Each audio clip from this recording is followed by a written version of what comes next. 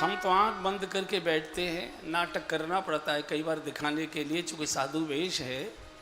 तो जैसे ही आंख बंद करके बैठते हैं भगवान तो गायब हो जाते हैं। 30 साल पहले किसी ने गाली दी थी वो याद आने लगती है, पुरानी पुरानी बातें याद आने लगती हैं, और जो बातें कभी सोच भी नहीं सकते ऐसी बुरी बुरी बातें मन में आने लगती। लगता है इससे भजन से फायदा क्या, ये युग का है ही नहीं है। चूंकि आयु बहुत कम है, शरीर बहुत कमजोर है, रोगों से भरा हुआ है, मन बहुत चंचल है, वातावरण परिवार का समाज का बहुत प्रदूषित है, अनेक प्रकार के झंझट और झमेले हैं।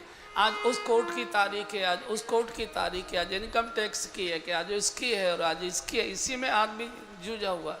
तो जैसी आंख बंद करता है वो झमेले याद आने लगते हैं, भगवान गायब हो जाता है।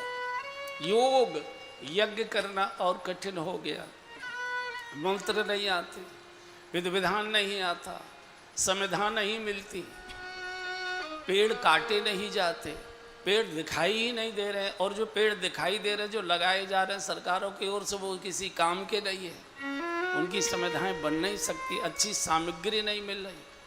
जब मैंने यज्ञ का एक आह्वान किया था मावस पूर्णिमा की यज्ञ का, उस समय गूगल 80 रुपये किलो मिल रहा था। जब मैंने आह्वान किया तो आज वो 4,500 रुपये किलो है। यहाँ के चांदनी चौक के जो दुकानदार थे वो कहते थे कौन सी आफत आ गई, जो आ रहा है वो गूगल ही मांगने आ रहा है, जो आ रहा है वो गूगल ही खरीदने आ रहा है। अब 4,500 रुपये का किलो का गूगल कहाँ से मिलेगा, संभव नहीं। मंत्र नहीं आते, विधि विधान नहीं आता, फिर बच्चे नहीं करने देंगे, पापा ये क्या झंझट ले आया, इतना महंगा डिस्टर्बर, सब काला काला हो जाएगा। तो ये यज्ञ का भी नहीं है।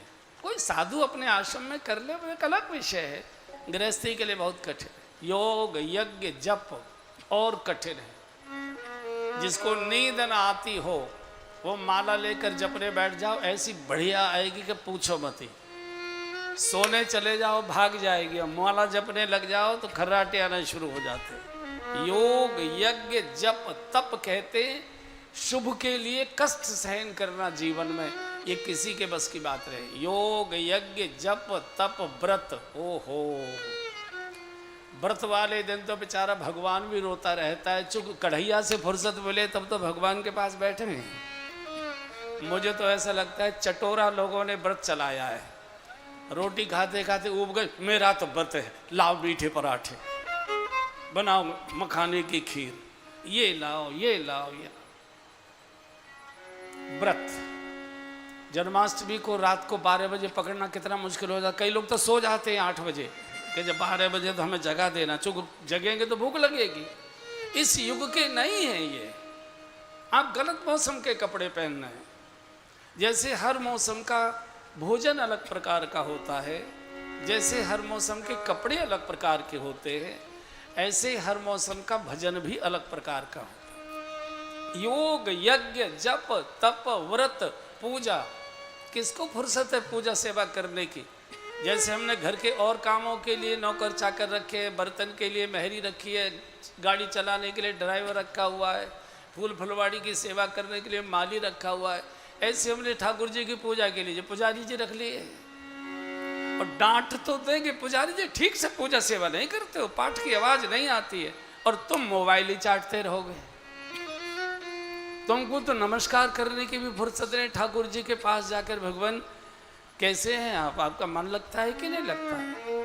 तो ये इस युग की चीज ही नहीं है। इसका अर्थ ये नहीं बंद कर दे, इसका अर्थ ये नहीं कि बंद कर दे, ये चलाइए, लेकिन जो असली है इस कलकाल का, राम ही सुमेरी गाइए राम, राम ही सुमेरी गाइए राम, राम ही सुमेरी गाइए राम ही सुमेरी गाइए राम ही संतत सुनिए राम गुण गान, संतत सुनिए राम गुण गान। से भगवान की बातें सुनिए और होठों से भगवान की बातें करिए, यही कलयुग का भजन है। कानों से बात, कथा को वार्ता कहा, थोड़ा कम करो। कानों से भगवान की कथाएं सुनिए और होठों से भगवान की बातें करिए, यानी नाम लीजिए, कथा की चर्चा करिए, गीत गुनगुनाइए, भजन गुनगुनाइए। और आचार्य पवननंदन जी भी कल आपको ये निर्देश देकर गए हैं कि जैसे उठते बैठते सोते जागते चलते फिरते खाते पीते नहाते धोते मन से बेमन से जैसे भी हो भगवान के नाम का सुमिरन करिए। कल युग केवल नाम आधारा, कल युग केवल नाम आधारा। सुमेरी सुमेरी नर उतरहि पारा, सुमेरी सुमेरी नर उतरहि पारा। इस कलयुग में केवल भगवान का नाम सोते जागते उठते बैठते मन से बेमन से। कई लोग कहते हैं श्रद्धा से लोगे तो बेड़ा पार करेगा, उनको नाम की महिमा ही मालूम नहीं है। श्रद्धा से करोगे तो कुछ भी संभव हो सकता है। यहां तक गोस्वामी जी ने कहा कि भाव को भाव अनख आलस हूँ, भाव को भाव अनख आलस हूँ। नाम जपत मंगल दिशि दस हूँ, नाम जपत मंगल दिशि दस हूँ। दिवस हूँ राम नाम जे कहि, दिवस हूँ राम नाम जे कहि। जन्म अनेक रचित अघधरि, जन्म अनेक रचित अघधरि। राम राम कहि जे जमुहाई, राम राम कहि जे जमुहाई। तिनहि न पाप पुंज समुहाई, तिनहि न पाप पुंज समुहाई। मन से बेमन से धोखे से गलती से जवाही में भी राम निकला मुंह से बेड़ा पार। बिजली के तार को जानबूझकर छुओगे तो भी झटका खाओगे, अनजाने में छुओगे तो भी झटका खाओगे, गाली देकर छुओगे तो भी झटका खाओगे, हाथ जोड़कर छुओगे तो भी झटका खाओगे। डॉक्टर साहब दवाई देते हैं, ये शर्त नहीं लगाते कि मंदिर में बैठकर दवाई खाओगे तभी फायदा करेगी। डॉक्टर साहब कहते हैं जैसे हो गोली पेट में एक बार चली जानी चाहिए, लाभ ही लाभ। भाव कुभाव अनख आलस हो, नाम जपत मंगल जैसे भी हो। हमारे महाराष्ट्र के एक बड़े संत हुए हैं एकनाथ जी, पंढरपुर हम लोग गए थे। पंढरपुर अब वैसे कई बंधु वहाँ गए थे, शायद रामदेवा जी थे कि नहीं थे उस समय मुझे मालूम नहीं। तो पंढरपुर के एक बड़े संत हुए संत एकनाथ जी। हर समय विठ्ठल विठ्ठल विठ्ठल विठ्ठल विठ्ठला विठ्ठल विठ्ठल विठ्ठला, यही वहाँ का भजन है। जैसे वृंदावन में राधे राधे राधे राधे राधे राधे, जैसे अयोध्या में हरे राम राम राम हरे हरे, हर जगह का अलग अलग होता। काशी में ओम नमः शिवाय ओम नमः शिवाय ओम नमः, हर जगह का अलग अलग है। तो वहाँ के ठाकुर विठ्ठल है, विठ्ठल भी कृष्ण के ही अवतार है। तो उनको आदत थी। अब उस समय फ्लश सिस्टम तो चला नहीं था, आज से 600-700 वर्ष पुरानी बात है। तो संडास होते थे, दिल्ली में भी वही संडास थे, सामने वो टाट का वो पर्दा लटका रहता था। तो शौचालय में बैठे तो जीप पकड़कर बैठते थे, गमछे से कस के जीप पकड़ रहे थे। एक दिन सेवक उनका ऐसे निकल कर जा रहा था, हवा का झोंका आया होगा, जो भी कारण रहा होगा, तो थोड़ा वो टाट का पर थोड़ा सा उड़ा तो देखा नौकर ने कि गुरुजी शौचालय में जीप पकड़ कर बैठे गमछे से। तो जब बाहर निकल कर आए और वो लोटा से पानी से हाथ धुला रहा था, तो कहा गुरुजी नाराज हो तो एक बात पूछ लूँ। बोला हाँ। आप शौचालय में बैठे थे तो गमछे से जीप पकड़ कर क्यों बैठे थे? एक नाथ जी ने कहा बेटा तुझे मालूम है मेरी जीभ को हर समय भगवत नाम लेने की आदत है, अभ्यास है इसे, और भगवान का ये परम पावन नाम ये शौचालय जैसी गंदी जगह में तो नहीं लेना चाहिए, और ये मानते नहीं है, इसको अभ्यास है। तो मैं गमछे से जीभ पकड़ कर बैठ जाता हूँ ताकि वो उस समय अपवित्र न होना। तो सेवक ने कहा गुरुजी एक बात और पूछ लूँ? बोले हाँ बोलो। सेवक ने कहा गुरुजी अगर शौचालय में प्राण निकल जाए तो? एक नाथ जी ने पैर पकड़ लिए सेवक के, नौकर था वो, पैर पकड़। जो ज्ञान गुरु से नहीं मिला आज वो ज्ञान तुमसे मिल गया, भरोसा क्या है कब प्राण निकल जाए। और बुरा मत मानिए, मैंने सुना दिल्ली वालों के सब बड़े लोगों के प्राण बाथरूम में जाया करते हैं। जितने भी बड़े लोग होते हैं सबके प्राण बाथरूम में ही जाया करते हैं, इसलिए कब प्राण जाए इसका तो कोई भरोसा नहीं है। मीरा जी से पूछा था एक बार कि देवी इस कलयुग में हम कौन सा भजन करें, तो मीरा जी ने बता दे एक ही भजन करो, नटवर नागर चंदा भजो रे मन गोविंदा। नटवर नागर चंदा भजो रे मन गोविंदा। श्याम सुंदर मुख चंदा श्याम सुंदर जी रे मन गोविंदा। श्याम सुंदर मुख चंदा भजो रे मन गोविंदा। श्याम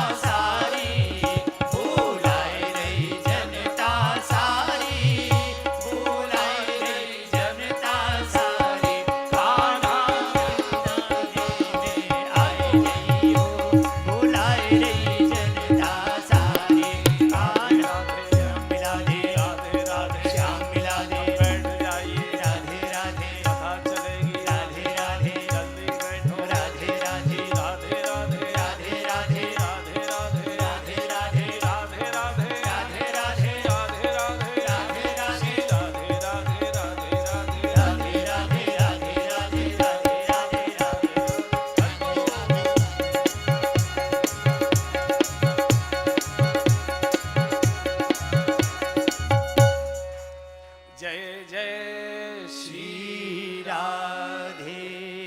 जिसके भी हाथ नीचे वही नरक में, उससे जय जय श्री राधे। कलयुग केवल नाम अधारा, कलयुग केवल नाम अधारा। सुमेरे सुमेरे नर उतरहि पारा, सुमेरे सुमेरे नर उतरहि पारा। हो गई पवन जी की इच्छा पूरी हो गई हैं? क्यों सर रामनिवास जी बढ़ू आगे अब कथा में चलिए। और पूरी कथा ही नाम महिमा है। पूछा इस जब गोस्वामी जी ने ग्रंथ लिख दिया और काशी के पंडितों के पास जब वो गए, विद्वानों के पास, उसको कोई भी धार्मिक ग्रंथ की मान्यता काशी विद्युत परिषद ही दिया करती थी। तो गाती विश्व विद्युत परिषद ने पूछा कि इसमें क्या है तुम्हारे ग्रंथ में? जैसे पुलिस वाले कहते खोलो अटैची, क्या है इसमें? बिल्कुल ऐसे। तो गोस्वामी जी यही कहते, यही रघुपति नाम उदारा, एहि रघुपति नाम उदारा। अति पावन पुराण श्रुति सारा, अति पावन पुराण और है कैसा? सारा। मंगल भवन अमंगल हारी, मंगल भवन अमंगल हारी। उमा सहित जेहि जपत पुरारी, उमा सहित जेहि जपत पुरारी। आजी एहि रघुपति नाम उदारा, एहि रघुपति नाम उदारा। कई आचार्य डराते हैं ये कह करके एक नाम में ही निष्ठा चाहिए। उनको नाम की महिमा ही मालूम नहीं है। ऐसा जो भी बोलते हैं नाम में निष्ठा चाहिए, ये सत्य है। एक ही नाम में निष्ठा चाहिए, ये बिल्कुल नहीं चलेगा। भगवान का एक नाम है ही नहीं।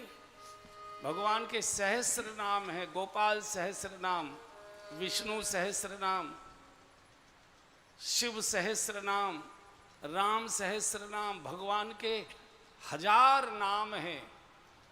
कोई भी नाम लीजिए, सब भगवान का। ये यहाँ बूढ़ी माताएं बैठी हैं, तो एक बालक का नाम है, मान लो घर में कोई उसे पप्पू कहता है, कोई बब्बू कहता है, कोई कुछ कहता है, कोई कुछ कहता है।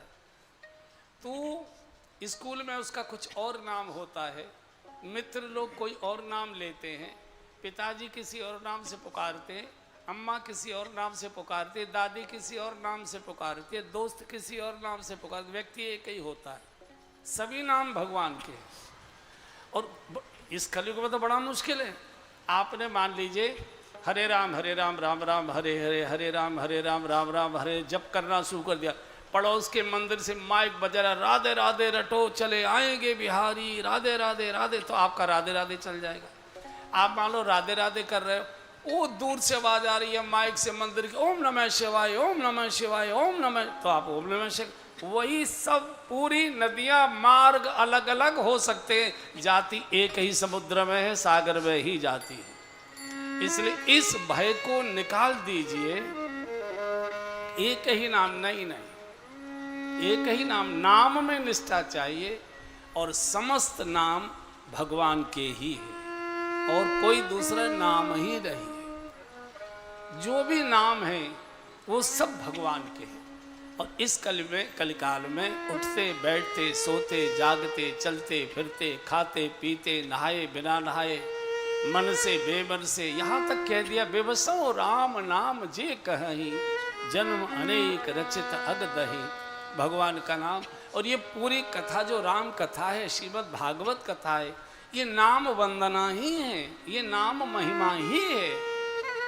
ये तो जो कथाओं को हम सुनाते वो थोड़ी आपके रुचि बढ़ाने के लिए सुनाते, मूल में तो इसका अंतिम परिणाम है कि हमारी जिह्वा से हरिनाम आना चाहिए। इस कलयुग को पार करने का कोई दूसरा साधन नहीं है। यही कलिकालन साधन दूजा, योग यज्ञ जप तप व्रत पूजा। क्या करें? बोले राम ही सुमिरिए गाई, राम ही संतत सुनिए, राम गुण ग्राम है। हमेशा कानों से भगवान की बातें सुनते रहिए और होठों से भगवान की बातें करते रहिए, नाम लेते रहिए, बेड़ा पार हो जाएगा। कुछ करने की आवश्यकता नहीं आपको, और बिल्कुल खींच के चिढ़ के कैसे भी लो, कैसे भी। और मुझे लगता है दवाई को गाली देकर सटकोगे तो जल्दी फायदा करेगी, है ना, वो कम से कम गाली से तो बचेगी। ऐसे भगवान का नाम। अब आइए कथा प्रसंग में प्रवेश करते। पार्वती जी, शादी विवाह हो चुका था दोनों का, और जो भी गोवा ऊटी वूटी घूमना घामना होता है शादी के बाद, घूम घाम के दोनों आ गए। शिव एक दिन बड़े प्रसन्न भाव में बैठे थे कैलाश में। आदरणीय रामनिवास जी ने वर्णन किया, इन्हीं की कृपा से हम लोग गए थे, और बिल्कुल सत्य बात थी कि कैलाश के इतिहास का वो सबसे बड़ा ग्रुप था हमारा, सबसे बड़ा ग्रुप। इतनी बड़ी संख्या में गए नहीं, और जितने भी बड़े ग्रुप गए शंकर जी एक आधा को ऊपर भेज देते हैं, लेकिन हमारे में से एक भी कम नहीं हुआ। और मुझे लगता है 80 साल की अम्मा जी हैं अभी, हैं अम्मा जी हैं। ओहो, अम्मा जी गई थी हमारे साथ, और उनकी बिटिया रानी भी आई हुई है यहाँ। कहाँ बैठी हैं? अच्छा हाँ, वो बैठी हैं। इनको नानी याद आ रही थी और अम्मा जी नाच रही थी, अम्मा जी नाच रही थी। कितना आनंद था। इनको मुश्किल पड़ रही थी वहाँ, चूंकि ऑक्सीजन नहीं होती है, और ये तो कुछ खा नहीं पा रही थी। और अम्मा जी की प्लेट मैंने देखी, 2 आदमी खाएंगे इतना था उनकी प्लेट में, 2 आदमी। इतने आनंद की वो यात्रा है, और अनेक लोगों को वहाँ साक्षात्कार भी हुआ। और वो घटना मुझे याद आती है, एक यात्री की, उन्हीं की गलती से शरीर छूट गया। वो रात्रि को देवता स्नान करने आते हैं, उनका दर्शन करने के लिए बैठ गई घाट पर, और माइनस कितने 20 30 25 टेम्परेचर रहता, और उससे ज़्यादा ही गिरा हुआ रहता होगा। कुल्ला करिए तो पानी की जगह वो बर्फ़ बन जाता धरती पर गिरते गिरते इतना। और उन्होंने किसी को बताया नहीं, आके लेट गई। दिन भर सोचा कि सो रही होंगी। 4 बजे जब चाय बाय का समय हुआ तो जगाया, तो वो तो गायब। कुछ बड़ी मुश्किल हो गई। हमारे साथ भी 2 MBBS डॉक्टर गए थे, हम लोग लेकर गए थे। वहाँ के भी, तिब्बत के भी एक डॉक्टर को कॉल किया गया, तीनों ने जवाब दिया तो कुछ है नहीं। पुलिस आ गई वो करने के लिए, जो उसकी वो होती है ना लिखा पढ़ी, बड़ी मुश्किल। सब लोगों ने बड़ी चिंता भी की, और शंकर जी को थोड़ा फटकार भी लगाई, भाई रिश्तेदारी में आए हैं हम, और ये व्यवहार करोगे तुम हमारे साथ, हैं? तो जैसे कहते हैं ना, छोटे बच्चों में जब लड़ाई होती है, सारे मेरे मोहल्ले में आइए तब बताऊंगा, ऐसा बोलते हैं ना। जैसे वो पिट जाता है वहाँ दूसरे मोहल्ले में, तो यही तो कहता है, अरे मेरे मोहल्ले में आइए। तो कई लोगों ने यही बोला, शंकर जी वृंदावन आओगे कि नहीं आओगे तब देखेंगे। और ये मुझे भी भरोसा नहीं है कि ये हो सकता है। और वो महिला जीवित हो गई है। आगरा की रेखा जी हैं, खूब नाच रही है, खूब कथा कराते हैं उनके पति। कई कई जगह वो कथा जा रहे, काशी भी लेकर जा रहे हैं वो, आपको मैं न्योता दूंगा उनकी ओर से। तो वो तो बिल्कुल साक्षात है कैलाश साक्षात। तो मुझे याद आ गई, अम्मा जी इतना खा रही थी, और दीदी हमारी बस सांस लेना मुश्किल पड़ रहा था, ऐसा। तो शिव बैठे थे बड़े प्रसन्न भाव में। पार्वती जी आई, बोले मैं चारों राम कथाएं, राम नाम, राम संकीर्तन, राम लीलाएं, ये सब सुने। राम कौन है? राम कवन पूछूं प्रभु तो ही। अच्छा, जगत के विनाशी लोग राम चर्चा करें, राम संकीर्तन करें, आप तो अविनाशी हैं। संतत जपत शंभु अविनाशी, संतत जपत शंभु अविनाशी, शिव भगवान ज्ञान गुण राशि, शिव भगवान ज्ञान गुण राशि, हाजी शिव भगवान ज्ञान गुण राशि, शिव भगवान ज्ञान गुण राशि। आप दिन रात राम राम राम राम, तुम पुण्य राम राम दिन राती, सादर जपो अरंग अराती। ये राम तू निर्गुण है, ये सगुण साकार कैसे हुए? मुझे इनकी पूरी कथा सुनाए। शिव की आंखों से भाव के आंसू आ गए। उनसे कोई राम कथा की चर्चा करता है, शिव बड़े प्रसन्न होते हैं। धन्यवाद की वर्षा कर। धन्य धन्य गिरिराज कुमारी, धन्य धन्य गिरिराज कुमारी, तुम समान नहीं को उपकारी,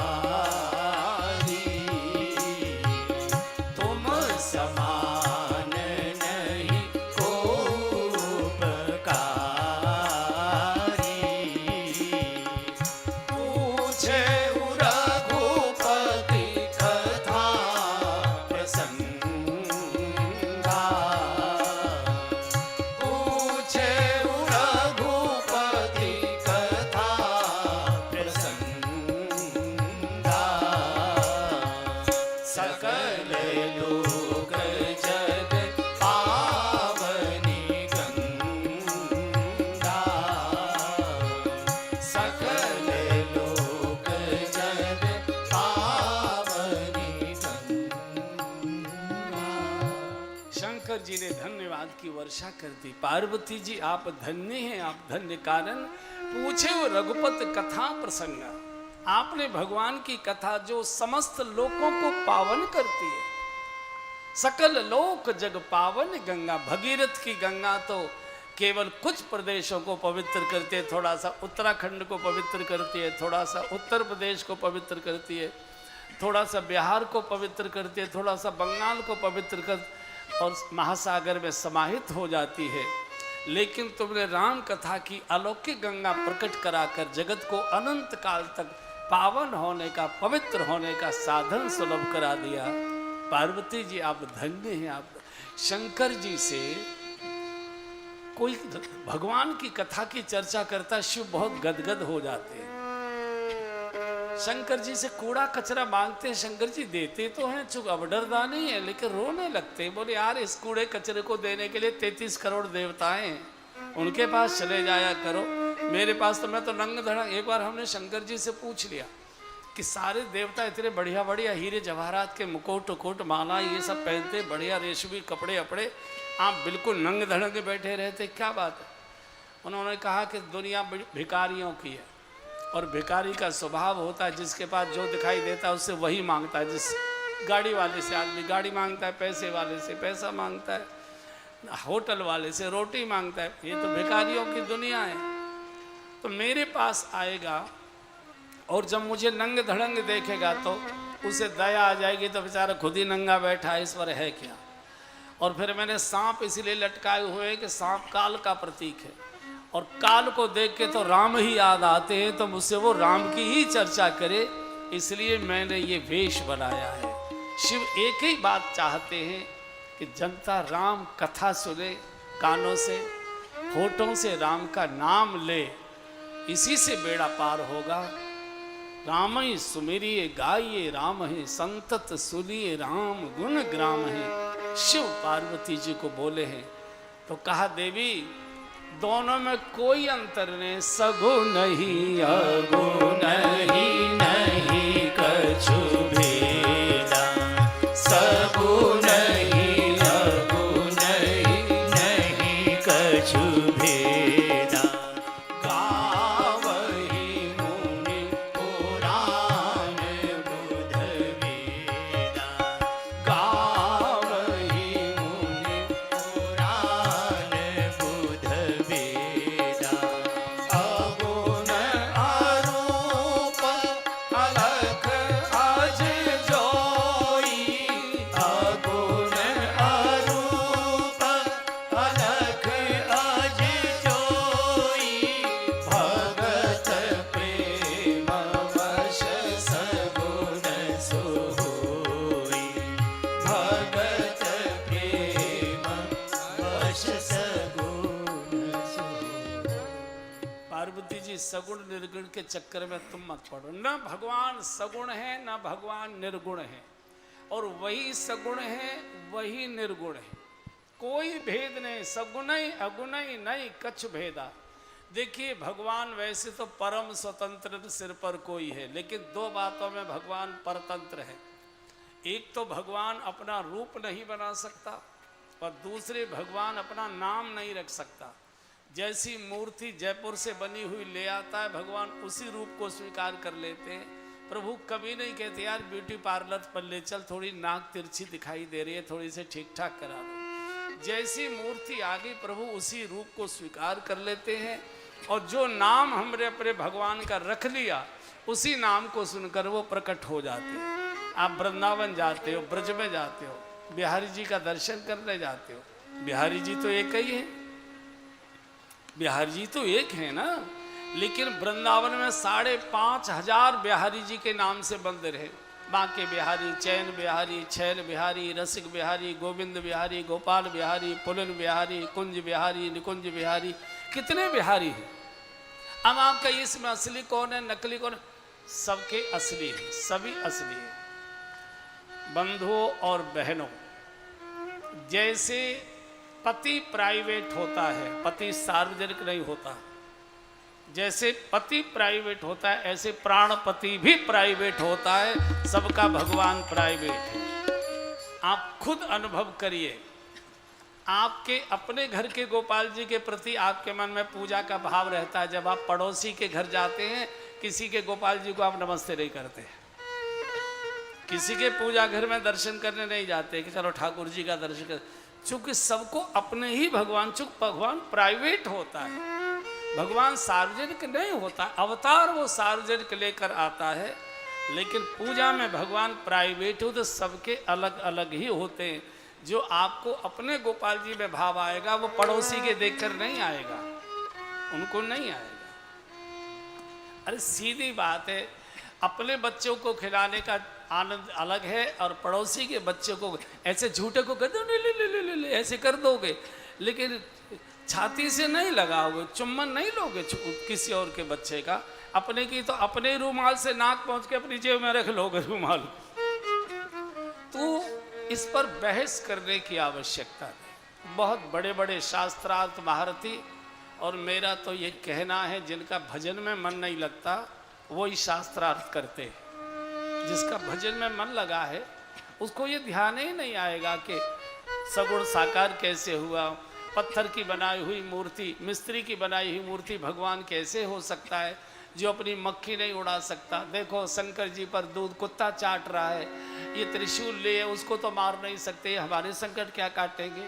ये बेकार की बातें करने वाले लोग, ये वो पाखंडी हैं, ये अधार्मिक हैं, ये अनास्थक हैं। इनको कोई आस्था श्रद्धा भगवान पे नहीं है, जिनसे खुद तो भजन होता नहीं, भजन करने वाले को देखकर कुड़ते रहते। हम तो डूबे हैं सनम, तुमको भी ले डूबे। किसी की मत सुनिए, कोई तर्क मत सुनिए। ये पाखंडी हैं, ये नास्तिक हैं, धर्म विरोधी हैं, आपको पूजा पाठ धर्म के मार्ग से हटाना चाहते हैं।